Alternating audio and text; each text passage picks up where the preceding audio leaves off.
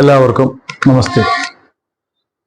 ശ്രീനാരായണ ഭഗവത് തൃപാദങ്ങളുടെ തിരുവവതാരം കൊണ്ട് പുണ്യമായി തീർന്ന ചിങ്ങമാസം. ഈ ചിങ്ങമാസത്തിൽ ഗുരുവിജ്ഞാന സന്ധ്യ എന്ന പേരിൽ ഒരു ജ്ഞാന സായുജ്യ പ്രാർത്ഥന നടത്തുവാനായി സൈബർ സേനയുടെ നേതൃത്വത്തിലുള്ള ഈ ഉദ്യമത്തിന് ഏറെ അഭിനന്ദനങ്ങൾ അറിയിക്കുകയാണ്. ശ്രീനാരായണ സമൂഹം ഇന്ന് ഏറെ സമ്മർദ്ദത്തിലും ആശങ്കയിലുമാണ് എന്നാണ് പത്രവാർത്തകളിലൂടെ അല്ലെങ്കിൽ മാധ്യമങ്ങളിലൂടെ ഒക്കെ നമുക്ക് മനസ്സിലാവുന്നത്. കാരണം ശ്രീനാരായണ ദർശനം പഠിക്കുന്ന ഒരാൾ, മനസ്സിലാക്കുന്ന ഒരാൾ, അല്ലെങ്കിൽ കേട്ടുകേൾവിയുള്ള ഒരാൾ, ഒരു ജാതി, ഒരു മതം, ഒരു ദൈവം, മനുഷ്യന് എന്നതും മതം ഏതായാലും മനുഷ്യൻ നന്നായാൽ മതി എന്നുള്ളതാണ് ഗുരുദേവൻ പറഞ്ഞതായിട്ട് മനസ്സിൽ ചേർത്ത് വെച്ചിരിക്കുന്നത്. എന്നാൽ ഗുരു അതിനപ്പുറമായി പറഞ്ഞിരിക്കുന്ന കാര്യങ്ങളെ അറിഞ്ഞോ അറിയാതെയോ ബോധപൂർവമോ മനസ്സിലാക്കാതെ ശ്രീനാരായണ ധർമ്മത്തെ വിലയിരുത്തുന്ന ഒരു സാഹചര്യമാണ് ഇപ്പോൾ ഉള്ളത് എന്നാണ് എനിക്ക് തോന്നുന്നത്. എന്തായാലും ശ്രീനാരായണ ദർശനം എന്നത് മനുഷ്യൻ നന്നാവാൻ ഉള്ളത് തന്നെയാണ്. മനുഷ്യ സമൂഹത്തിന് വേണ്ടിയാണ് ഗുരു ഈ ദർശനം നമുക്ക് തന്നിട്ടുള്ളത്. അതെല്ലാം ശ്രീനാരായണ വിശ്വാസികൾക്ക് വേണ്ടി മാത്രമാണ്, അല്ലെങ്കിൽ ഈഴവർക്ക് വേണ്ടി മാത്രമാണ്, SNDP യോഗത്തിലുള്ളവർക്ക് വേണ്ടി മാത്രമാണെന്നാണ് ഒരു പൊതുധാരണ. അതുകൊണ്ട് തന്നെ നമ്മുടെ ആവശ്യങ്ങൾക്ക് വേണ്ടി SNDP യോഗത്തിന്റെ സംഘടനാപരമായ കാര്യങ്ങൾ സംസാരിക്കുന്നിടത്ത് പോലും വിശാലമായ ഗുരുതത്വ ദർശനത്തെ ചേർത്ത് വെച്ചുകൊണ്ട് താരതമ്യം ചെയ്യുവാനായിട്ട് ശ്രമിക്കുന്ന സോഷ്യൽ മീഡിയയും അല്ലെങ്കിൽ വാർത്താ മാധ്യമങ്ങളും ഒക്കെ പറയുന്നത് വിശ്വസിച്ചു പോകുന്ന സാധാരണക്കാരായിട്ടുള്ള വിശ്വാസികൾക്ക് ഏറെ അപകടമുണ്ടാവും എന്നുള്ളതാണ് വസ്തുത. ബഹുമാനപ്പെട്ട ജനറൽ സെക്രട്ടറി എല്ലാ മീറ്റിങ്ങുകളിലും ശ്രീനാരായണ ധർമ്മത്തെക്കുറിച്ച് സൂചിപ്പിക്കുകയും SNDP യോഗം ഇന്ന് അഭിമുഖീകരിക്കുന്ന പല വിഷയങ്ങളെക്കുറിച്ചും സൂചിപ്പിക്കുമ്പോൾ അവിടെയെല്ലാം ഇതര വിശ്വാസികൾക്ക് ഹാനികരമാകുന്നു എന്ന തരത്തിൽ വ്യാഖ്യാനം ചെയ്തുകൊണ്ട് അദ്ദേഹത്തെയും SNDP യോഗം എന്ന പ്രസ്ഥാനത്തെയും മോശമാക്കുന്നതിന് പല മാധ്യമങ്ങളും ബോധപൂർവമോ അല്ലാതെയോ ശ്രമിച്ചു വരികയാണ്. ഈ വ്യത്യാസത്തെ, ഈ കാര്യത്തെ നമ്മൾ തിരിച്ചറിയണം. അറിവിലും ഏറി അറിയണം എന്ന് ഗുരു നമ്മളോട് പറഞ്ഞിരിക്കുന്നത് ഇതുപോലെയുള്ള വസ്തുതകൾ മനസ്സിലാക്കാനായിട്ട് ഒരുപക്ഷെ അങ്ങനെ ആവാം. കാരണം സാധാരണ അറിവിലൂടെ നോക്കിയാൽ ഇതെല്ലാം നമ്മൾ ജാതി പറയുന്നതായിട്ടോ, സംഘടനയിലെ തലപ്പത്തിരിക്കുന്ന ആള് അത്തരം സംസാരത്തിൽ ഏർപ്പെടുമ്പോൾ അതൊക്കെ നമുക്ക് വളരെ ദുരഭിമാനപ്പെട്ടുകൊണ്ട് നമുക്കതെല്ലാം ബുദ്ധിമുട്ടായിട്ടും ഒക്കെ തോന്നിയേക്കാം. യഥാർത്ഥത്തിൽ ശ്രീനാരായണ പ്രസ്ഥാനത്തിന്റെ ചുക്കാൻ പിടിക്കുന്ന ആളുകൾ, അല്ലെങ്കിൽ പ്രസിഡന്റ്, വൈസ് പ്രസിഡന്റ്, സെക്രട്ടറി, അങ്ങനെയുള്ള ആളുകൾ പ്രസ്ഥാനത്തെക്കുറിച്ച് ചിന്തിക്കുകയും അവരുടെ അഭിവൃദ്ധിക്ക് വേണ്ടി പ്രവർത്തിക്കുകയും ചെയ്യേണ്ടത് അവരുടെ ഉത്തരവാദിത്തമാണ്, കടമയാണ്. അത് നിർവഹിക്കുമ്പോൾ നമ്മുടെ കാര്യം പറയുമ്പോൾ പരാമർശിക്കപ്പെടുന്ന കാര്യങ്ങളെ അതൊരു ജാതീയപരമായ ചിന്തയാണ്, അങ്ങനെ പറയാൻ പാടുണ്ടോ എന്നൊക്കെ നമ്മൾ ചിന്തിച്ചു പോയാൽ അത് SNDP യോഗത്തിന് പ്രവർത്തിക്കാൻ പറ്റാത്ത സ്ഥിതി ആയിരിക്കും എന്നാണ് എനിക്ക് തോന്നുന്നത്. കാരണം SNDP യോഗം എന്നത് ഇന്ന് ശാഖകളുമായിട്ട് 7000-ഓളം ശാഖകളും 140-ഓളം യൂണിയനുകളുമായിട്ട് വളർന്നു പന്തലിച്ച് നിൽക്കുന്ന ഒരു പ്രബല സമുദായ സംഘടന തന്നെയാണ്. ഇവിടെ ഈഴവരുടെ തന്നെ ഇടയിലുള്ള ആചാര അനുഷ്ഠാനങ്ങൾക്ക് ക്രമീകരണം നടത്തുക, വിവാഹങ്ങൾ നടത്തുമ്പോൾ പത്രിക സമ്പ്രദായം നടപ്പിലാക്കി അത് SNDP യോഗത്തിന് അംഗീകരിച്ച രീതിയിലേക്ക് ആക്കുക, മരണാനന്തര ക്രിയകളെല്ലാം ചെയ്യുമ്പോൾ അത് SNDP യോഗത്തിന് വിധിച്ചിട്ടുള്ള വിധികർമ്മങ്ങൾ വഴി മരണാനന്തര ക്രിയകൾ ചെയ്യുക, ഇതൊക്കെ SNDP യോഗത്തിന്റെ പ്രവർത്തനങ്ങളിൽപ്പെട്ട കാര്യമാണ്. അവിടെ നമ്മൾ വിശാലമായ ചിന്താഗതിയോടുകൂടി ആളുകളെ ആ ഒരു തരത്തിലേക്ക് കാണാതെ, പത്രിക മുറിക്കാതെ ചെയ്യുന്ന, അല്ലെങ്കിൽ സംഘടനയ്ക്ക് വിധേയമായി വിവാഹം നടത്താത്ത ആളുകളെ നമ്മളൊരു സംഘടനാ വിരുദ്ധരായി പോലും കാണുന്ന തരത്തിലാണ് നമ്മുടെ ഒരു വ്യവസ്ഥ തന്നെ. അപ്പോ SNDP യോഗത്തിൻ്റെതായൊരു ചട്ടക്കൂടുണ്ട്, അച്ചടക്കമുണ്ട്. ആ അച്ചടക്കത്തിലേക്ക് ചേർന്ന് വരുവാനായിട്ട് അതിൽ അംഗത്വം എടുത്തിരിക്കുന്ന ഏതൊരാൾക്കും ബാധ്യതയുമുണ്ട്. അത് ചെയ്യാതെ വരുമ്പോൾ, അതിനെ ചൂണ്ടിക്കാണിക്കുമ്പോൾ, അത് പറയുന്ന ആള് ജാതി പറയുന്നു എന്ന് പറയുമ്പോൾ അത് നമുക്ക് തികച്ചും ബുദ്ധിമുട്ടുണ്ടാക്കുന്ന കാര്യം തന്നെയാണ്. അറിവിലും ഏറി അറിയണമേ എന്നാണ് നമുക്ക് ഈ അവസരത്തിൽ പറയാനായിട്ടുള്ളത്. ശ്രീനാരായണ ദർശനം ഏറെ പ്രചാരം ചെയ്തിരിക്കുന്ന ഈ കാലഘട്ടത്തിൽ ശ്രീനാരായണ ധർമ്മ പഠന കേന്ദ്രങ്ങൾ എല്ലായിടത്തും പടർന്ന് പന്തലിച്ചു വരുന്ന ഈ കാലഘട്ടത്തിൽ പോലും ഒരു ന്യൂനപക്ഷമോ അല്ലെങ്കിൽ കുറച്ച് ആളുകളെങ്കിലും ഇത് തെറ്റിദ്ധരിച്ച് വർത്തമാനം പറയുമ്പോൾ മറ്റുള്ള ഭൂരിപക്ഷത്തിനെ കൂടി മുൻനിരയിലേക്ക് ഇറങ്ങി വരാനായിട്ട് പറ്റാത്ത തരത്തിൽ തടസ്സം സൃഷ്ടിക്കുകയും ചെയ്യുകയാണ്. ശ്രീനാരായണ ഗുരുദേവൻ ഇവിടെ പറഞ്ഞിട്ടുണ്ട്, മത്സ്യമാംസാദികൾ ശവക്കറിയാണ്, അത് മദ്യം അത് ഉണ്ടാക്കരുത്, കൊടുക്കരുത്, കുടിക്കരുത് എന്നൊക്കെ നമ്മളോട് ഉപദേശം ചെയ്തിട്ടുണ്ട് മനുഷ്യ സമൂഹത്തിനോട്. അത് മനുഷ്യ സമുദായത്തിന്, മനുഷ്യ സമൂഹത്തിന് വേണ്ടിയിട്ടുള്ളതാണ്. അത് ഈഴവരോട് മാത്രമായിട്ടാണ് പറഞ്ഞിരിക്കുന്നത് എന്ന തരത്തിലുള്ള വ്യാഖ്യാനം അത് പാടില്ല. നിങ്ങളുടെ സ്വാമി ഇങ്ങനെ പറഞ്ഞിട്ടില്ലേ, പിന്നെ നിങ്ങൾ ഇങ്ങനെ എന്തിനാ ചെയ്യുന്നതെന്നാണ് പലരുടെയും ചോദ്യം. അത് മനുഷ്യ സമൂഹത്തിന് വേണ്ടിയിട്ടാണ് ഗുരു കാര്യങ്ങൾ പറഞ്ഞിരിക്കുന്നത്. ജാതിഭേദം, മതദ്വേഷം ഏതുമില്ലാതെ സർവരും സോദരത്വേന വാഴുന്ന മാതൃകാസ്ഥാനമായി ഇവിടെ മാറണം എന്നാണ് ഗുരു ആഗ്രഹിച്ചത്. അതിനു വേണ്ടിയിട്ടുള്ള കാര്യങ്ങളാണ് ഇവിടെ ഗുരു നമുക്ക് തത്വോപദേശങ്ങളായിട്ട് തന്നിരിക്കുന്നത്. അത് പ്രധാനമായും പ്രാവർത്തികമാക്കുന്നതും ഗുരുവിനെ ഈശ്വരനായി ദൈവമായി കണ്ട് ആരാധിക്കുന്നതും ഈഴവ സമൂഹം മാത്രമാണ്. അപ്പൊ അതുകൊണ്ട് തന്നെ ശ്രീനാരായണ സമൂഹം, ഈഴവ സമൂഹം എന്ന് പറയുന്നത് അവരുടെ കാര്യങ്ങൾ സംസാരിക്കുമ്പോൾ, ഗുരുവിനെ കുറിച്ച് പറയുമ്പോൾ അത് അവരുടേതായി മാത്രമായി ചിത്രീകരിക്കുന്നതും ശരിയല്ല. വിശാലമായ കാഴ്ചപ്പാടോട് കൂടി തന്നെയാണ് ബഹുമാനപ്പെട്ട ജനറൽ സെക്രട്ടറിയും അല്ലെങ്കിൽ SNDP യോഗത്തിന്റെ പ്രവർത്തകരുമെല്ലാം സംസാരിക്കുന്നത്, പറയുന്നത്. അതിനെ അത്തരത്തിൽ കാണാതെ നമ്മുടെ സ്വകാര്യമായ മീറ്റിങ്ങുകളിൽ പറയുന്ന കാര്യങ്ങൾ പോലും വലിയ വാർത്താ പ്രാധാന്യം കൊടുത്തുകൊണ്ട് വിമർശിച്ച് അതിനെ വലിയ വാർത്തയാക്കി മാറ്റാൻ ചാനലുകൾക്കോ അല്ലെങ്കിൽ മറ്റു മാധ്യമങ്ങൾക്കോ ഒക്കെ റേറ്റിംഗ് കൂടുതൽ അവർ ഉപയോഗിക്കുന്നുണ്ടെങ്കിൽ ഹാനികരമാവുന്നത് SNDP യോഗത്തിന്റെ ചട്ടമാണ്, അല്ലെങ്കിൽ നമ്മുടെ ഒരു ഒത്തൊരുമയാണ് എന്നുള്ളത് നമ്മൾ മനസ്സിലാക്കണം. ഈഴവരായിട്ടുള്ള SNDP യോഗത്തിൽ അംഗത്വം എടുത്തിരിക്കുന്ന നമ്മൾ എല്ലാവരും തന്നെ ശ്രീനാരായണ ദർശനത്തെ സ്നേഹിക്കുകയും അച്ചടക്കത്തോടുകൂടി സംഘടന കൊണ്ട് ശക്തരാവാനുള്ള പ്രവർത്തനമാണ് നമ്മൾ ശ്രദ്ധിക്കേണ്ടത്.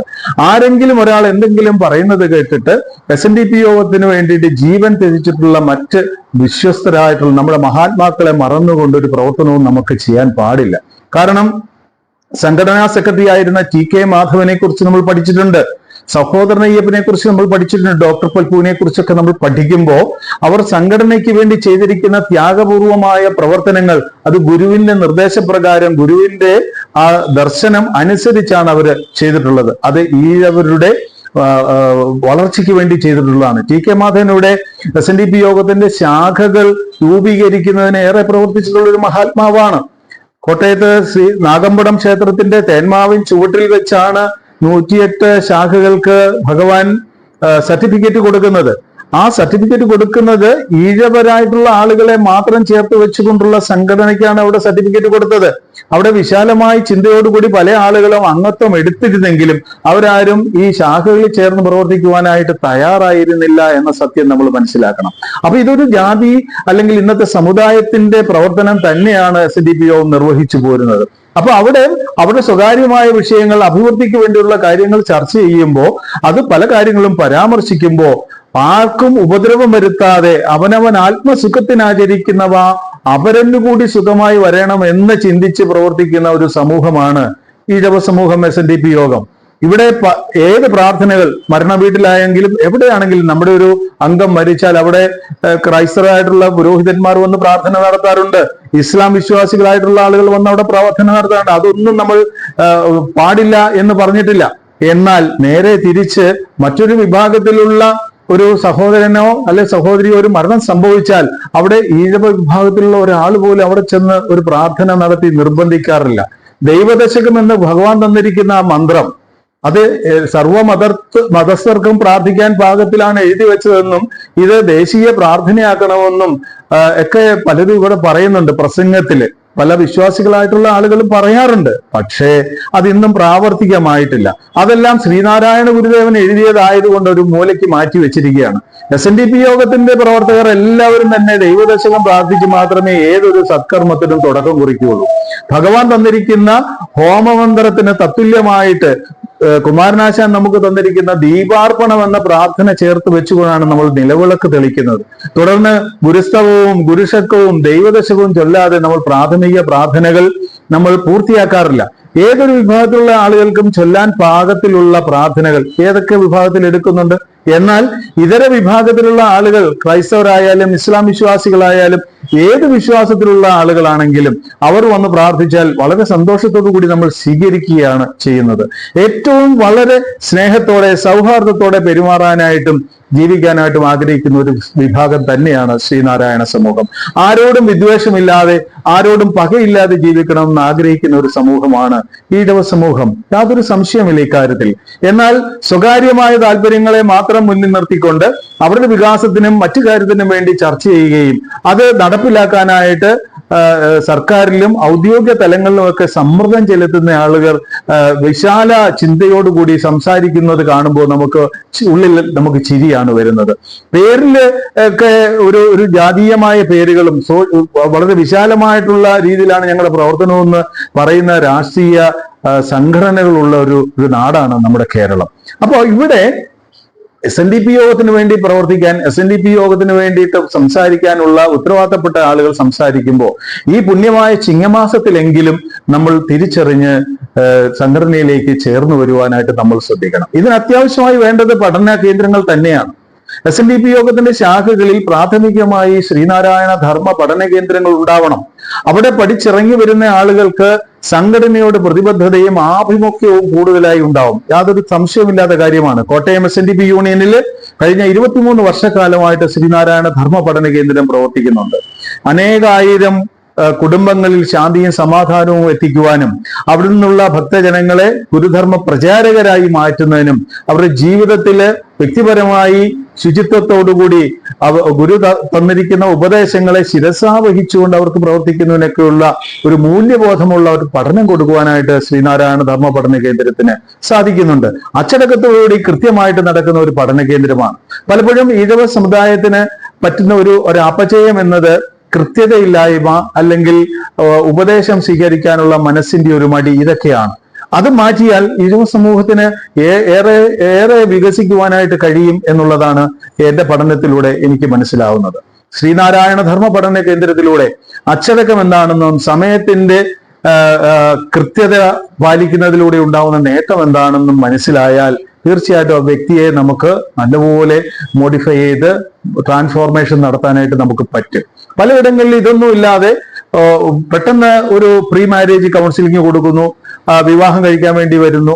ഇതൊക്കെ നടത്തുമ്പോൾ കാര്യമാത്ര പ്രസക്തമായിട്ടുള്ള ഒരു പുരോഗതിയോ മാറ്റമോ ഒന്നും ജീവിതത്തിൽ ഉണ്ടാക്കാൻ കഴിയില്ല.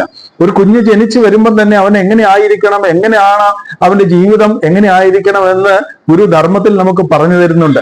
അതനുസരിച്ച് അവന് അർത്ഥമുള്ള നല്ല പേരുകളും ആ പേരുകളിട്ട് അവനെ വിളിക്കുമ്പോൾ ഉണ്ടാവുന്ന അവന്റെ ഒരു വാത്സല്യവും എല്ലാം കണ്ടുകൊണ്ട് വേണം അവൻ വളരാനായിട്ട്.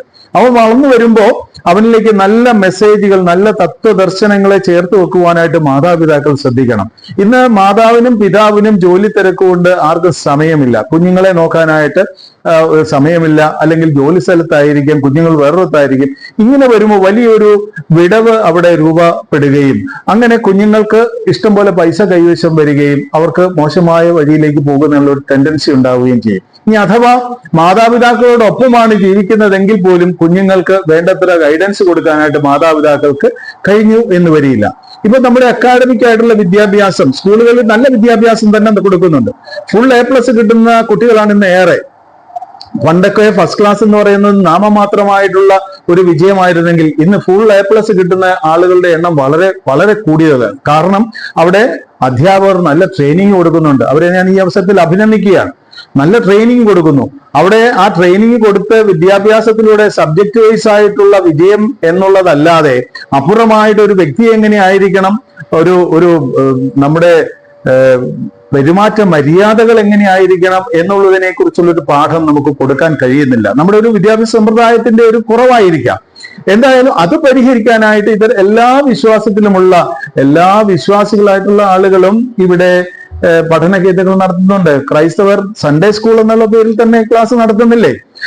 അതുപോലെ തന്നെ ഇസ്ലാം വിശ്വാസികളായിട്ടുള്ള ആളുകൾ അവരുടെ കുഞ്ഞുങ്ങളെ നല്ല രീതിയിൽ വളർത്തുന്നതിന് വേണ്ടി, അച്ചടക്കബോധം ഉണ്ടാകുന്നതിന് വേണ്ടി പഠനം നടത്തുന്നില്ലേ? ഇവിടെ ഹൈന്ദവ വിഭാഗത്തിലുള്ള, പ്രത്യേകിച്ച് ഈഴവ വിഭാഗത്തിലുള്ള ആളുകൾക്ക് ഒരു ഗൈഡൻസ് കൊടുക്കാനായിട്ട് ഒരു അതോറിറ്റി നമുക്കില്ല. അതിന് ഓരോരുത്തരും ഇനിഷ്യേറ്റീവായിട്ട് യൂണിയനോ ശാഖയോ താല്പര്യമെടുത്തെങ്കിൽ മാത്രമേ ഇത് നടക്കുകയുള്ളൂ. അതിനെ പേരൻസിനെ ബോധ്യപ്പെടുന്നില്ലെങ്കിൽ ഒരു പേരൻസ് മീറ്റിംഗ് തന്നെ വിളിച്ച് കുട്ടികൾ വളർന്നു വരുന്ന സാഹചര്യത്തിൽ അവരുടെ ഒരു സ്വഭാവ രൂപീകരണ സമയത്ത് അവർക്ക് വേണ്ടുന്ന കാര്യങ്ങൾ, ഗുഡ് ക്വാളിറ്റീസ് പറഞ്ഞു കൊടുക്കാനായിട്ട് നമ്മൾ അതിനൊരു സംവിധാനം ഉണ്ടാക്കണമെന്ന് മാതാപിതാക്കൾക്കും പറഞ്ഞു കൊടുക്കണം. ചെറുപ്പക്കാരായ മാതാപിതാക്കൾക്ക് ഇതിനെക്കുറിച്ചുള്ള ഒരു തിരിച്ചറിവൊന്നും ഉണ്ടായെന്ന് വരില്ല. അപ്പോ സംഘടനയിൽ പ്രവർത്തിക്കുന്ന ആളുകൾ ഒരു പഠന കേന്ദ്രത്തിന്റെ വളരെ ഗൗരവമായ സാധ്യതയെക്കുറിച്ച് അവരെ ബോധ്യപ്പെടുത്തുകയും അങ്ങനെ ശാഖകളിൽ അല്ലെങ്കിൽ യൂണിയനുകളിൽ ഒരു പഠന കേന്ദ്രത്തെ സ്ഥാപിക്കുകയും അതിലൂടെ സ്വാമിജിമാരും വിദഗ്ധരായിട്ടുള്ള അധ്യാപകരെയും കൊണ്ട് ക്ലാസുകൾ എടുപ്പിച്ച് SNDP യോഗത്തിന്റെ ചരിത്രത്തെ ബോധ്യപ്പെടുത്തി കൊടുക്കണം. കാരണം കഷ്ടപ്പാടുകളുടെ ബുദ്ധിമുട്ടിലൂടെ വന്ന ഈ SNDP യോഗം എന്ന പ്രസ്ഥാനം 1903 സ്ഥാപിക്കപ്പെട്ട ഈ പ്രസ്ഥാനം സംഘടനകളുടെ മാതാവ് എന്നാണ് അറിയപ്പെടുന്നത്. അത്രത്തോളം ചരിത്ര പ്രാധാന്യമുള്ള SNDP യോഗം. ഇവിടെ SNDP യോഗം സ്ഥാപിക്കപ്പെടുന്ന സമയത്ത് കേരളം എന്നൊന്നില്ല. 1956 ശേഷമാണ് നമ്മൾ കേരളം എന്ന് വിളിച്ചു തുടങ്ങിയത്. പ്രാദേശികമായ നാട്ടുരാജ്യങ്ങൾ ചേർന്ന് വന്നിരുന്ന കാലത്ത് അന്ന് ഗുരുദേവൻ സ്ഥാപിച്ച ഈ അരുവിപ്പുറം ശ്രീനാരായണ ധർമ്മ പരിപാലന യോഗം എന്നത് 1903 സ്ഥാപിക്കുന്നത്. പിന്നീട് അത് കേരളമായപ്പോ ഇവിടെ 1956 കേരളമായി. 1937 ഇവിടെ രാഷ്ട്രീയ പാർട്ടികളും മറ്റു കാര്യങ്ങളൊക്കെ സജീവമായി വരുന്നു. തുടർന്ന് അങ്ങോട്ട് ഗുരുവിന്റെ ആ ശരീരധാരിയായിരുന്ന ഭഗവാൻ മഹാനിർവാണം പ്രാപിക്കുന്നത് 1928 തുടർന്ന് ഇങ്ങോട്ട് വന്ന ഗുരുവിന്റെ തത്വദർശനത്തിന് ഏറ്റ ഒരു മങ്ങലുണ്ട്. ആ മങ്ങലിലൂടെയാണ്, ആ ഒരു വിടവിലൂടെയാണ് ഇവരെ രാഷ്ട്രീയ പാർട്ടികളെല്ലാം കടന്നു വരുന്നതും അവർക്ക് അവരുടേതായ ആധിപത്യം സ്ഥാപിക്കുവാനായിട്ടും ഒക്കെ കഴിഞ്ഞത്. അപ്പോൾ ഈ ഒരു ചരിത്ര സത്യം നമ്മുടെ മുന്നിൽ നിൽക്കുമ്പോൾ അതെല്ലാം മറച്ചു പിടിച്ചുകൊണ്ട് ഇവിടെ തങ്ങളാണ് ഈ കാര്യങ്ങളെല്ലാം ചെയ്തു തരുന്നത്, അല്ലെങ്കിൽ ഞങ്ങൾ വന്നില്ലായിരുന്നു, ഇതൊന്നും സാധിക്കുകയില്ലായിരുന്നു എന്ന് പറയുന്ന ആ വലിയ ഗൂഢമായ ലക്ഷ്യത്തോടു കൂടിയുള്ള പ്രഖ്യാപനങ്ങളെ നാം തിരിച്ചറിയണം. 1903 ശ്രീനാരായണ ധർമ്മ പരിപാലന യോഗം ഇവിടെ വന്ന ശേഷമാണ് സാധാരണക്കാരായിട്ടുള്ള പിന്നോക്കക്കാരെന്ന് അന്ന് വിശേഷിപ്പിക്കുന്ന, ഇന്നും വിശേഷിപ്പിക്കുന്ന, യഥാർത്ഥത്തിൽ പിന്നോക്കക്കാർ ഇവിടെ ഇല്ല, എല്ലാവരും മുന്നോക്കക്കാർ തന്നെയാണ്. അത്തരത്തിലൊരു വിശേഷണം ഉള്ളത് കൊണ്ട് തന്നെ അത്തരത്തിലുള്ള പിന്നോക്കക്കാരെ ഉയർത്തിക്കൊണ്ടുവരുന്നതിന് വേണ്ടി സ്ഥാപിച്ചത് തന്നെയാണ് ഈ SNDP യോഗം. അപ്പോ SNDP യോഗത്തിന്റെ ബേസ് എന്ന് പറയുന്നത് ശ്രീനാരായണ ദർശനമാണ്. ശ്രീനാരായണ ധർമ്മ പരിപാലനമാണ് SNDP യോഗ പ്രവർത്തകരുടെ ധർമ്മം, അല്ലെങ്കിൽ അവരുടെ ഉത്തരവാദിത്വം. അത് പാലിക്കുവാനായിട്ട് പല പരിമിതികളും ഉണ്ടാവും. ത്യാഗബുദ്ധിയോടുകൂടി, പരിശ്രമത്തോടുകൂടി നമ്മൾ ചെയ്തെങ്കിൽ മാത്രമേ SNDP യോഗത്തിന്റെ പ്രവർത്തനം കാര്യക്ഷമമായി കൊണ്ടുപോകാനായിട്ട് പറ്റുകയുള്ളൂ. ഞാൻ 3 വർഷത്തേക്ക് ആണ് ഇരിക്കുന്നത്. ആ 3 വർഷക്കാലം കൃത്യമായി നടത്തുവാനായിട്ട് എനിക്കൊരു ഉത്തരവാദിത്വമുണ്ട് എന്ന ആ ബോധം എല്ലാ പ്രവർത്തകരിലും ഉണ്ടാവണം.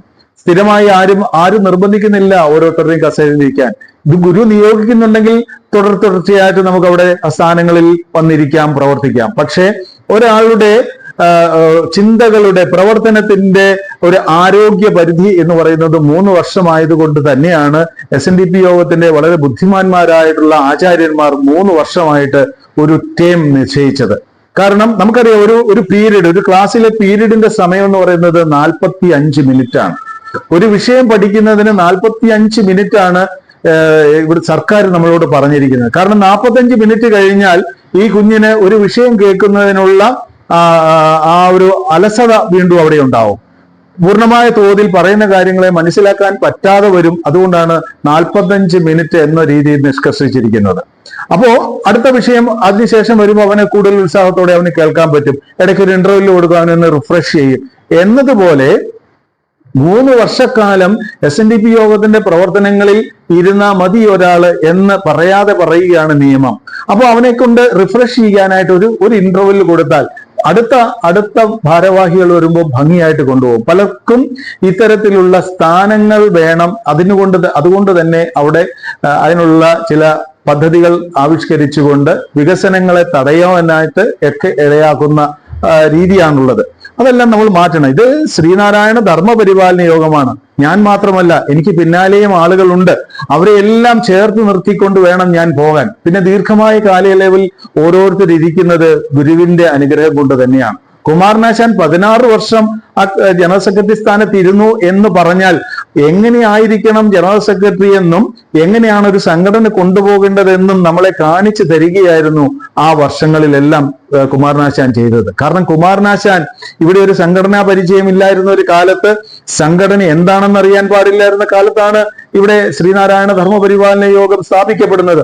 അതിന്റെ ജനറൽ സെക്രട്ടറി ആയിട്ട് വരുന്ന ആളുടെ ഉത്തരവാദിത്വം എന്താണ്, സംഘടനയെ എങ്ങനെ കൊണ്ടുപോകണം എന്നൊക്കെ കുമാരനാശാൻ നല്ലപോലെ പഠിച്ച് മനസ്സിലാക്കി അതിന് വളരെ തന്ത്രങ്ങൾ പ്രയോഗിച്ചുകൊണ്ട് കുമാരനാശാൻ നല്ലപോലെ ഭരണം നടത്തി. അത് 16 വർഷക്കാലം തന്നെയിരുന്നു. ഇപ്പോഴത്തെ ജനറൽ സെക്രട്ടറി 30 വർഷക്കാലം ഇരിക്കുന്നുണ്ടെങ്കിൽ അതൊരു റെക്കോർഡാക്കി മാറ്റണ്ട, അത് ഗുരുവിന്റെ ഒരു നിയോഗമാക്കി നമ്മൾ കാണണം. കാരണം അദ്ദേഹം പല കാര്യങ്ങളും ഇവിടെ ചെയ്തിട്ടുണ്ട്. ചെയ്ത കാര്യങ്ങളെല്ലാം മാറ്റാനും ആ കാര്യങ്ങളെല്ലാം മോശമാണെന്ന് പറഞ്ഞു തീർക്കാനും ഇന്നത്തെ ഒരു സമൂഹം ശ്രമിക്കുന്നുണ്ട്. അതൊരു ഫാഷനായിട്ടോ അല്ലെങ്കിൽ ജനറൽ സെക്രട്ടറിയെ പുലഭ്യം പറഞ്ഞാൽ അത് തന്റെ മിടുക്കാണെന്നും ഒക്കെ വെറുതെ ധരിച്ചു പോകുന്ന ഒരു സംസ്കാരത്തിലേക്ക് നമ്മൾ മാറിക്കൊണ്ടിരിക്കുകയാണ്. കാരണം ഇന്ന് ആരോട് ചോദിച്ചാലും ജനറൽ സെക്രട്ടറി ഇപ്പൊ എന്നതാ പറയുന്നത്, മുമ്പ് എന്നാ പറയുന്നത്, ഇങ്ങനെയൊക്കെ പറയുന്ന ഒരു സമ്പ്രദായം അതൊരിക്കലും നന്നല്ല. കാരണം SNDP യോഗത്തിന് ജനറൽ സെക്രട്ടറി നമുക്ക് വേണ്ടിയിട്ടാണ് സംസാരിക്കുന്നത് എന്നുള്ളൊരു ബോധ്യം നമുക്ക് വേണം. അത് SNDP യോഗത്തിന് ശാഖയിലിരിക്കുന്ന ആളുകളാണെങ്കിലും നമുക്ക് വേണ്ടിയിട്ടാണ് ഈ കാര്യങ്ങളൊക്കെ പറയുന്നത് എന്ന ബോധം നമുക്കുണ്ടാവണം. എങ്കിൽ മാത്രമേ നമുക്ക് അവിടെ ചേർന്ന് പ്രവർത്തിക്കുവാനായിട്ട് കഴിയുള്ളൂ. വിദ്യ കൊണ്ട് പ്രബുദ്ധരാവണം എന്നാണ് ഗുരു നമ്മളോട് ഉപദേശിച്ചത്. വിദ്യ കൊണ്ട് സാമ്പത്തികം ഉണ്ടാക്കണമെന്നോ ജോലി ഉണ്ടാക്കണമെന്നോ ഒന്നും അല്ലല്ലോ ഗുരു ഉപദേശിച്ചത്. പ്രബുദ്ധരാവണം, നല്ല ബുദ്ധിയുള്ളവരാവണം, സംഘടനയെ എങ്ങനെ കൊണ്ടുപോകണം എന്ന് പ്രാപ്തിയുള്ള കഴിവുള്ളവരാക്കി നമ്മൾ മാറണം. ഇതാണ് ഗുരു ഉദ്ദേശിച്ചത്. വിദ്യ കൊണ്ട് പ്രബുദ്ധരാകണം. അങ്ങനെ വിദ്യ കൊണ്ട് പ്രബുദ്ധരായാൽ സംഘടന കൊണ്ട് നമുക്ക് ശക്തരാവാനായിട്ട് പറ്റും. നമുക്ക് വിദ്യ നേടുന്നുണ്ട്, സാമ്പത്തികം ഉണ്ടാക്കാനോ അല്ലെങ്കിൽ മറ്റു സ്വകാര്യമായ താല്പര്യത്തിനോ നേട്ടത്തിന് വേണ്ടി നമ്മൾ ഇത് ഉപയോഗിക്കുന്നുണ്ട്. അത് സംഘടനയ്ക്ക് വേണ്ടി നമ്മൾ ഉപയോഗിക്കുമ്പോഴാണ് പ്രബുദ്ധത എന്ന ഗുരുവിന്റെ തത്വദർശനത്തെ നമുക്ക് തിരിച്ചറിയാൻ കഴിയുന്നത്. എങ്കിൽ മാത്രമേ സംഘടന കൊണ്ട് നമുക്ക് ശക്തരാവാനും കഴിയുള്ളൂ. ഇല്ലെങ്കിൽ പരസ്പര വിരുദ്ധമായിട്ട് സംസാരിക്കുകയും പല തുരുത്തുകളായി നിന്നുകൊണ്ട് നമ്മളെ തന്നെ നശിപ്പിക്കുന്ന ഒരു സ്ഥിതിയാണ്. ഇപ്പൊ ശ്രീനാരായണ ദർശനം പഠിപ്പിക്കുന്ന ഒരുപാട് സംഘടനകൾ ഇവിടെയുണ്ട്. പക്ഷെ SNDP യോഗത്തോട് ചേർന്ന് നിന്ന് പ്രവർത്തിക്കുക എന്നുള്ളതാണ് അവരുടെ എല്ലാം ധർമ്മം. പക്ഷെ തങ്ങളാണ് ഏറ്റവും മിടുക്കാരാണ്, ഞങ്ങളാണ് ഏറ്റവും നന്നായിട്ട് പഠിപ്പിക്കുന്നത്, മറ്റുള്ളവരെല്ലാം മോശമായ ചിന്തയിൽ ജീവിക്കുന്നവരാണ് എന്ന് പറഞ്ഞുകൊണ്ട് ആക്ഷേപിക്കുന്നതും ശരിയല്ല. എല്ലാം ഒടുക്കം വന്ന് ചേരേണ്ടത് SNDP യോഗത്തിൽ തന്നെയാണ് എന്ന ആ ബോധ്യം നമുക്ക് വേണം. ശ്രീനാരായണ ഗുരുദേവൻ തന്ന ആത്മീയ ദർശനവും പൗരോഹിത്യ ദർശനവും ഒക്കെയുള്ളൂ നമുക്ക്. നമ്മുടെ ഇടയിലെല്ലാം ശാന്തിക്കാര് പുരോഹിതന്മാര് പ്രവർത്തിക്കേണ്ടത് ശ്രീനാരായണ തത്വദർശനത്തിന് അടിസ്ഥാനപ്പെടുത്തി തന്നെ വേണം. 10 ദിവസം കൊണ്ട് മരണാനന്തര ക്രിയകൾ പൂർത്തിയാക്കി 11-ാം ദിവസം പുലമോചനം ഉണ്ടാവണമെന്ന് ഗുരുവിന്റെ തത്വദർശനം അധാപരക്രിയ എന്ന അധ്യായത്തില് ഗുരുദർശനം നമുക്ക് പറഞ്ഞു തരുന്നുണ്ട്. പക്ഷെ അവിടെയെല്ലാം ഇതല്ല ശരി എന്ന് പറഞ്ഞുകൊണ്ട് എന്റെ ഗുരു ഇതാണ് പറഞ്ഞിരിക്കുന്നത്, എന്റെ ആശാൻ ഇതാണ് പറഞ്ഞിരിക്കുന്നതെന്നും പറഞ്ഞ് 16-ലേക്കൊക്കെ കടന്നു പോകുമ്പോൾ അവിടെയെല്ലാം കുറവ് വരുന്നത് ശ്രീനാരായണ ധർമ്മ പരിപാലന യോഗത്തിനാണ്. കാരണം ഒരേ അഭിപ്രായത്തിൽ നമുക്ക് പോകാൻ കഴിയാതെ വരുന്നുണ്ട്. അതെല്ലാം മാറ്റിക്കൊണ്ട് ശ്രീനാരായണ ഗുരുദേവ ദർശന പഠനം നമ്മുടെ ഡിസിപ്ലിനായി അച്ചടക്കമാക്കി നമ്മൾ മാറ്റണം. നമ്മുടെ കുട്ടികളെ കൃത്യമായി രവിവാര പാഠശാലകളിൽ അയക്കാനായിട്ട് മാതാപിതാക്കൾ ശ്രദ്ധിക്കണം. ഇന്ന് സമൂഹത്തിൽ വരുന്ന കുട്ടികൾക്കുണ്ടായിട്ടുള്ള സ്വഭാവത്തിൽ മാറ്റങ്ങൾ ഉണ്ടായെന്ന് പറയുന്നുണ്ട്. പക്ഷേ പഴയതിൽ കുട്ടികൾ കുറച്ചുകൂടെ അഡ്വാൻസ്ഡ് ആയെന്നേ നമുക്ക് പറയാൻ കഴിയുള്ളൂ. കാരണം മൊബൈൽ ഫോൺ ഉപയോഗിക്കുന്ന കാര്യത്തിൽ, അതുപോലെ സോഷ്യൽ മീഡിയയിലൂടെ ഉള്ള ഉപയോഗങ്ങൾ, IT മേഖലകളിൽ നിന്ന് ഏറ്റവും കൂടുതൽ വിപ്ലവാത്മകമായ വികസനമാണ് ഇന്ന് നമ്മുടെ കുട്ടികൾ സ്വീകരിച്ചിരിക്കുന്നത്. അവരെ ഒരു തരത്തിൽ നമുക്ക് മാറ്റി നിർത്താൻ കഴിയില്ല. അപ്പൊ അവരുടെ ആ ചേഞ്ച്, അവരുടെ ഒരു മാറ്റത്തെ ആ രീതിയിൽ തന്നെ കണ്ടുകൊണ്ട് അവർക്ക് വേണ്ടുന്ന കാര്യങ്ങൾ നമ്മൾ പറഞ്ഞു കൊടുക്കണം. അതല്ലാതെ പഴഞ്ഞൻ രീതിയിലുള്ള വേദാന്ത പഠനമോ പണ്ട് നമ്മൾ മാറുമറച്ചിട്ടില്ല അല്ലെങ്കിൽ തുണി കൊടുത്തിട്ടില്ല എന്നുള്ള കഥകളൊക്കെ മാറ്റിവെച്ചുകൊണ്ട്, ആ ചരിത്രമൊക്കെ മാറ്റിവെച്ചുകൊണ്ട് പ്രായോഗിക ജീവിതത്തിന് വേണ്ടുന്ന കാര്യങ്ങളാണ് നമ്മുടെ കുഞ്ഞുങ്ങളെ പറഞ്ഞ് പഠിപ്പിക്കേണ്ടത്. അവന്റെ സഹോദരനെ സ്നേഹിക്കാൻ, സഹോദരിയെ സ്നേഹിക്കാൻ, അവന്റെ അച്ഛനമ്മമാരെ ബഹുമാനിക്കാനൊക്കെ അവനെ ശീലിപ്പിക്കണം. പണ്ടൊക്കെ ഒരു സഹോദരിയെ ട്യൂഷനോ അല്ലെങ്കിൽ മറ്റെവിടുന്നോ കൂട്ടിക്കൊണ്ടു വരാനായിട്ട് ഈ സഹോദരൻ കൂട്ടുകാരനെ ഏൽപ്പിക്കുമായിരുന്നു. എടാ, എനിക്കിന്ന് സൗകര്യമില്ല, നീ എൻ്റെ സഹോദരിയെ ട്യൂഷൻ സെന്ററിൽ നിന്നൊന്ന് വിളിച്ചുകൊണ്ട് വരണം എന്ന് പറഞ്ഞ് ഏൽപ്പിക്കുന്ന ഒരു കാലമുണ്ടായിരുന്നു. ഇന്ന് ഒരു സഹോദരനും അങ്ങനെ പറയാൻ കഴിയുന്നില്ല. കാരണം അത്രത്തോളം കാലം മാറിയിരിക്കുന്നു. അവിടെ എന്ത് മരുന്നാണ്, എന്ത് ചികിത്സയാണ്, അല്ലെങ്കിൽ എന്ത് പഠനമാണ് നമ്മൾ കൊടുക്കേണ്ടതെന്ന് നമ്മൾ മനസ്സിലാക്കിക്കൊണ്ട് അത്തരത്തിലുള്ള ഒരു പരിവർത്തനത്തിന് വേണ്ടിയിട്ട് നമുക്ക് നമ്മുടെ കുട്ടികളെ തയ്യാറാക്കാം രവിവാര പാഠശാലകളിലൂടെ.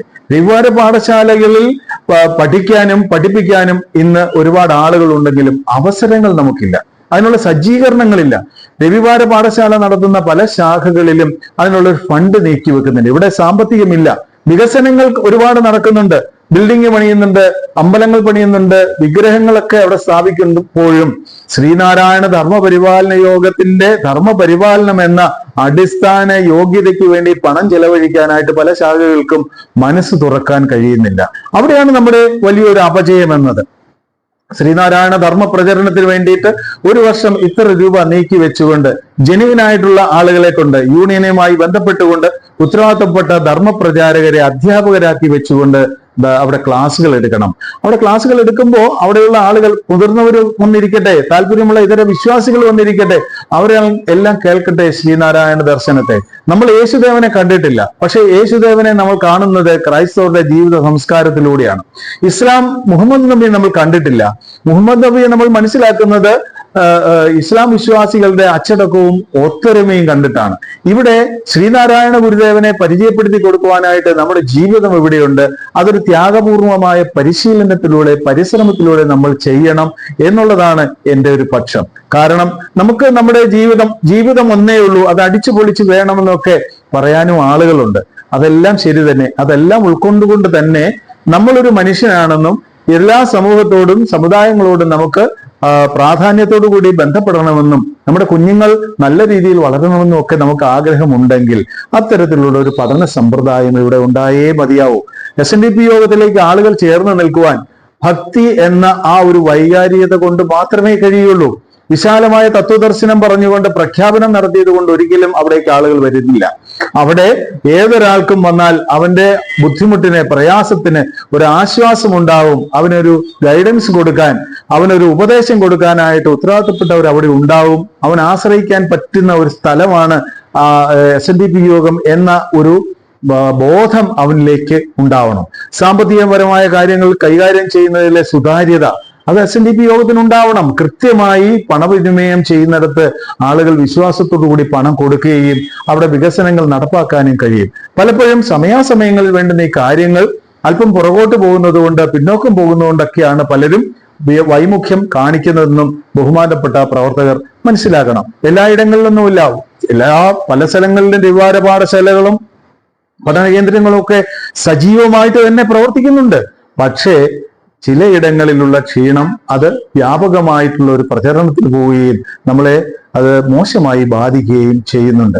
കോട്ടയം SNDP യൂണിയൻ കഴിഞ്ഞ 23 വർഷമായിട്ട് ഈ പ്രവർത്തനത്തില് സദാ ശ്രദ്ധാലുക്കളാണ്. ഇവിടെ മാറി മാറി വരുന്ന ഭാരവാഹികളെല്ലാം തന്നെ ശ്രീനാരായണ ധർമ്മ പഠന കേന്ദ്രത്തിന് കൂടുതൽ പ്രോത്സാഹനം കൊടുത്തുകൊണ്ടിരിക്കുകയാണ്. ഇപ്പോൾ കോട്ടയം യൂണിയനിൽ ശ്രീനാരായണ ധർമ്മ പഠന കേന്ദ്രം എന്നത് ഒരു പോഷക സംഘടനയായി പ്രഖ്യാപിച്ചിരിക്കുകയാണ്. വിപ്ലവാത്മകമായ നവോത്ഥാനപരമായിട്ടുള്ള ഒരു തീരുമാനം അത് ബഹുമാനപ്പെട്ട ജനറൽ സെക്രട്ടറിയുടെ അനുവാദത്തോടുകൂടി ഒരു പോഷക സംഘടനയായി വന്നപ്പോൾ അതിനുണ്ടായിട്ടുള്ള ഒരു ഉണർവും അംഗീകാരവും എടുത്തു പറയേണ്ടതാണ്. അതിനൊരു ചെയർമാനും കൺവീനറും അതുപോലെ ജോയിന്റ് കൺവീനറും വൈസ് ചെയർമാനും 7 കമ്മിറ്റി അംഗങ്ങളും എല്ലാം കൂടെ ചേർന്നുകൊണ്ട് അവർ സജീവമായ പ്രവർത്തനത്തിലൂടെ ശ്രീനാരായണ ധർമ്മ പ്രചരണത്തിന് ആവശ്യമായിട്ടുള്ള എല്ലാം ചേർത്ത് വെച്ചുകൊണ്ട് പ്രവർത്തിക്കുകയാണ്. കോട്ടയത്തു നിന്നാണ്, നാഗമ്പടത്തു നിന്നാണ് ശ്രീനാരായണ ഗുരുദേവ ദർശനത്തിന്റെ ആ ഒരു വലിയ ചൈതന്യം പ്രവഹിക്കുന്നതെന്ന് തന്നെ നമുക്ക് പറയാം. കാരണം കോട്ടയത്ത് നാഗമ്പടം ക്ഷേത്രത്തിന്റെ തേന്മാവിന്റെ ചുവട്ടിലിരുന്നാണ് പ്രസ്ഥാനങ്ങൾക്കെല്ലാം ഗുരുദേവൻ അനുമതി കൊടുത്തിട്ടുള്ളത്. ശിവഗിരി തീർത്ഥാടനത്തിന് അനുമതി കൊടുത്തിരിക്കുന്നു. അതുപോലെ 108 ശാഖകൾക്ക് ഗുരുദേവൻ അനുമതി കൊടുത്തിരിക്കുന്നു. ഏറ്റവും അവസാനം ഗുരുദേവൻ പങ്കെടുത്ത പൊതുയോഗം അത് നാഗമ്പടത്ത് വെച്ചാണ്. അങ്ങനെ എല്ലാം കൊണ്ടും സവിശേഷമായിട്ടുള്ള ചൈതന്യ നിറവാണ് നാഗമ്പടത്തിന്റെ തേന്മാവിന്റെ ചുവടെന്ന് പറയുന്നത്. അവിടുന്നാണ് ശ്രീനാരായണ ധർമ്മ പഠന കേന്ദ്രം എന്നത് ഒരു പോഷക സംഘടനയായിട്ട് പ്രഖ്യാപിച്ച് ഇപ്പോൾ നിലവിൽ പ്രവർത്തിച്ചു വരുന്നത്. എന്തായാലും ഏറെ പ്രാധാന്യത്തോടു കൂടി ഇന്ന് ജനങ്ങൾ അത് ഏറ്റെടുക്കുകയും ഭാരവാഹികളുടെ പൂർണ്ണമായ 100% പിന്തുണയോടുകൂടി നടക്കുന്ന ഒരു ക്ലാസ് ആയതുകൊണ്ട് ഇതിനേറെ ജനപ്രിയമായിട്ടുള്ള ഒരു അംഗീകാരവും ലഭിച്ചിട്ടുണ്ട്. ഇവിടുന്ന് പുറത്തിറങ്ങി പഠിച്ചിട്ടുള്ള ആളുകളെല്ലാം ധർമ്മ പ്രചരണ രംഗത്ത് SNDP യോഗത്തോട് ചേർന്നാണ് പ്രവർത്തിക്കുന്നത്. SNDP യോഗത്തിന്റെ പ്രവർത്തകരെ ആക്ഷേപിക്കാതെ അവരുടെ കുറവുകളിൽ സഹായികളായി നിന്നുകൊണ്ട് പ്രവർത്തിക്കുന്ന ഒരു സമ്പ്രദായമാവണം ശ്രീനാരായണ ധർമ്മ പ്രചാരകരുടേത്. അവർക്ക് അവരുടേതായിട്ടുള്ള ഐഡന്റിറ്റി കാർഡ് എന്ന് പറയുന്നത്, അവരുടെ സർട്ടിഫിക്കറ്റ് എന്ന് പറയുന്നത് അവരുടെ പെരുമാറ്റമാവണം. ഇവിടെ പഠിച്ചിറങ്ങുന്ന ആളുകൾക്ക് ഈ കഴിഞ്ഞ ബാച്ചിനാണ് സർട്ടിഫിക്കറ്റ് കൊടുത്തു തുടങ്ങിയത്. ഇതിനു മുമ്പ് സർട്ടിഫിക്കറ്റ് നമ്മൾ കൊടുത്തിട്ടില്ല. സർട്ടിഫിക്കറ്റ് എന്ന് പറയുന്നത് ക്രമേണ അവരിലേക്ക് വന്നു ചേരുന്ന ഒരു വികാരമാണ്. ഞാൻ SNDP യോഗത്തിന്റെ പ്രവർത്തകനാണ്, SNDP യോഗത്തിൽ ചേർന്ന് നിന്ന് പ്രവർത്തിക്കേണ്ട ആളാണെന്നുള്ള ഉത്തമ വിശ്വാസത്തിലെത്തുമ്പോൾ ഓട്ടോമാറ്റിക്കലി അവനൊരു ID കാർഡ് ലഭിക്കുകയാണ്. ഇതായിരുന്നു നമ്മുടെ ഉദ്ദേശം. പക്ഷെ ഇപ്പോ കഴിഞ്ഞ ബാച്ച് മുതൽ ഇവിടെ സർട്ടിഫിക്കറ്റ് എന്നുള്ളത് ഒരു ഹാർഡ് കോപ്പി നമ്മൾ അവർക്ക് ലൈവ് കോപ്പി കൊടുക്കാനായിട്ട് തുടങ്ങിയിട്ടുണ്ട്. അതോടൊപ്പം തന്നെ അവരോട് നമ്മൾ നിർദ്ദേശിക്കുന്നുണ്ട്, 1 വർഷം നിർബന്ധമായും രവിവാര പാഠശാലകളിൽ പഠിപ്പിക്കണം എന്നൊരു നിർദ്ദേശവും വെക്കുന്നുണ്ട്. അത് അവർക്ക് കൂടുതൽ അറിയാനും മനസ്സിലാക്കാനും പറഞ്ഞ കാര്യങ്ങൾ ഒന്നുകൂടി ഉറപ്പിക്കാനും മറ്റുള്ളവരിലേക്ക് എത്തിക്കാനും വേണ്ടിയിട്ടുള്ള ഒരു ഹൗസ് സർജൻസി പോലെയുള്ള ഒരു പീരീഡ് ആണ് നമ്മൾ ഉദ്ദേശിക്കുന്നത്. അത് ഇവർക്ക് ചെയ്യുന്നുണ്ട്. പുതിയ ബാച്ച് 15ാം ബാച്ച് ഇപ്പോൾ തുടങ്ങി ഏതാണ്ട് 145-ൽ പരം ആളുകൾ പഠിക്കാനായിട്ട് വരുന്നു. സോഷ്യൽ മീഡിയയിലും വാട്സപ്പിലും യൂട്യൂബിലും ഒക്കെ ഗുരുവിനെ കുറിച്ച് അറിയാനായിട്ട് ഒട്ടേറെ മാർഗങ്ങൾ ഉണ്ടാവുമ്പോഴും ഇവിടെ ഇത്രയും തിരക്കേറിയ ഒരു അഡ്മിഷന് വേണ്ടി ആളുകൾ ഇപ്പോഴും ചോദിച്ചുകൊണ്ടിരിക്കുന്നുണ്ടെങ്കിൽ അത് കോട്ടയം SNDP യൂണിയനിലെ ശ്രീനാരായണ ധർമ്മ പഠന കേന്ദ്രത്തിന്റെ മാത്രം പ്രത്യേകതയാണ്. ഈ വർഷം മുതൽ, ഈ ബാച്ച് മുതൽ നാഗമ്പടം കേന്ദ്രമാക്കിയാണ് നമ്മുടെ പഠന കേന്ദ്രം പ്രവർത്തിക്കുന്നത്. കാരണം SNDP യോഗത്തിന്റെ പ്രവർത്തനങ്ങളെല്ലാം, പ്രധാന ചടങ്ങുകളെല്ലാം നടന്നിരിക്കുന്നത് നാഗമ്പടത്താണ്. അതുകൊണ്ട് നാഗമ്പടം ശ്രീനാരായണ ധർമ്മ പഠന കേന്ദ്രം എന്നാണ് ഇപ്പോൾ കോട്ടയം യൂണിയന്റെ പഠന കേന്ദ്രം അറിയപ്പെടുന്നത് തന്നെ. കോട്ടയം യൂണിയന്റെ ചെയർമാനായിരിക്കുന്ന ഏറെ ബഹുമാനപ്പെട്ട യോഗത്തിന്റെ vice president Tushar Vellappally sir, അതുപോലെ വൈസ് ചെയർമാൻ ആയിരിക്കുന്ന അഡ്വക്കേറ്റ് സിനിൽ മുണ്ടപ്പള്ളി, കൺവീനർ ആയിരിക്കുന്ന ഏറെ ബഹുമാനപ്പെട്ട Suresh Parameswaran sir, joint convener ആയിരിക്കുന്ന V ശശികുമാർ സാറ്, അതുപോലെ കമ്മിറ്റി അംഗമായിട്ട് SNDP യോഗത്തിന്റെ ചരിത്രത്തിൽ ആദ്യമായിട്ട് ജനറൽ സെക്രട്ടറി തന്നെ ഒരു കമ്മിറ്റി അംഗമായി പ്രവർത്തിക്കുന്നത് കോട്ടയത്താണ്. ബഹുമാനപ്പെട്ട general secretary Vellappally Natesan sir Kottayam യൂണിയന്റെ അഡ്മിനിസ്ട്രേറ്റീവ് കമ്മിറ്റിയിൽ കമ്മിറ്റി അംഗവും കൂടിയാണ്. ഇത്രത്തോളം ഭാഗ്യം ചെയ്ത ഒരു യൂണിയൻ, ഇത്രത്തോളം പ്രഗത്ഭമതികളായിട്ടുള്ള ആളുകൾ ചേർന്ന് പ്രവർത്തിപ്പിക്കുന്ന ഒരു യൂണിയൻ എന്നുള്ള നിലയിൽ, ഇവിടെ ശ്രീനാരായണ ധർമ്മ പഠന കേന്ദ്രത്തിന്റെ ചെയർമാൻ എന്നുള്ള നിലയിൽ എനിക്ക് പ്രവർത്തിക്കാനായിട്ട് അവസരം കിട്ടിയതിലും എനിക്ക് ഏറെ സന്തോഷമുണ്ട്.